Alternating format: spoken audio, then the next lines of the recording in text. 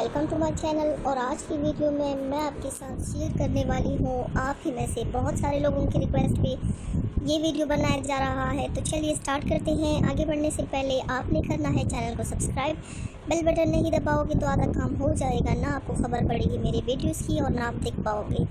सो हाँ, bell button को hit कर देना, लाइक कर देना, और अगर आपको मेरी वीडियोस पसंद आए तो फ्रेंड्स के साथ आप शेयर भी कर सकते हैं। Now let's get started. Viewers, कुछ ख़वातीन का रंग तो गोरा होता है लेकिन शर्मगाह काली होती है। शर्मगाह काली क्यों होती है और किस वजह से होती है, वो मैं आप लोगों के साथ आज शेयर करूँगी। और काले शर्मगाह की वजह से ख़वातीन को बहुत परेशानी होती है। उसकी कई वजूहात हैं। ख़वातीन की जाए मखसूसा की जिल्द बहुत नाजुक होती है। बेहतियाती और सफाई का ख़ास ख्याल ना रखने की वजह से जाए मखसूसा की जिल्द की सेल्स मुर्दा हो जाते हैं, जिसकी वजह से जिल्द काली हो जाती है।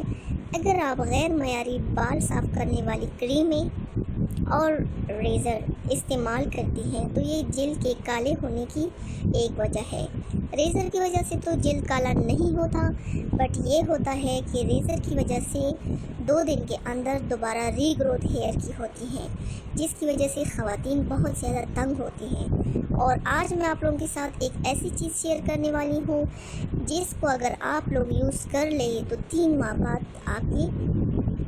आपको बालों से छुटकारा भी मिलेगा। 3 माह तक आपके बाल भी नहीं होंगे। जब बाल नहीं होंगे तो वो लाजमी है क्रीम नहीं यूज़ होगी। जब क्रीम यूज़ नहीं होगी तो शर्मगाह भी काली नहीं होगी। तो यही क्रीमें जिल्द की काली होने की एक बहुत बड़ी वजह है। बाल साफ़ करने के लिए हमेशा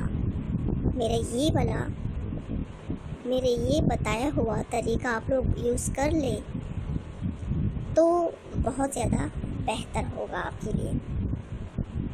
अच्छा, शर्मगाह को कैसे हम गोरा रखें, हम ऐसी क्या चीज़ करें जिससे शर्मगाह भी गोरा हो और बालों से भी छुटकारा हो।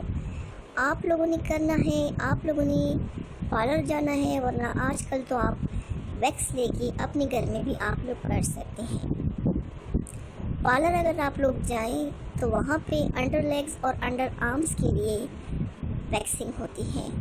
वैक्सिंग की वजह से एक तो आपके बाल जड़ से ख़त्म होना लगेंगे, 3-4 बार यूज़ से ख़त्म होना लगेंगे। जब फर्स्ट बार आप लोग यूज़ करेंगे तो 3 माह तक इंशाल्लाह आपके बाल भी नहीं आएंगे। और इससे जब आप बाल नहीं आएंगे तो क्रीम नहीं यूज़ करेंगे। जब क्रीम नहीं यूज़ करेंगे तो आपकी शर्मगाह भी काली नहीं होगी। तो ये एक बहुत ज़्यादा बेस्ट तरीका है। अगर आप लोग वैक्सिंग की मदद से अंडर आर्म और अंडर लेग्स के बाल रिमूव कर लें तो इंशाल्लाह इससे एक तो आपके बाल जड़ से ख़त्म हो जाएंगे, साथ ही साथ आपकी शर्मगाह इतनी वाइट हो जाएगी कि जब लाइट भी जाए तो किसी टॉर्चर की ज़रूरत नहीं होगी।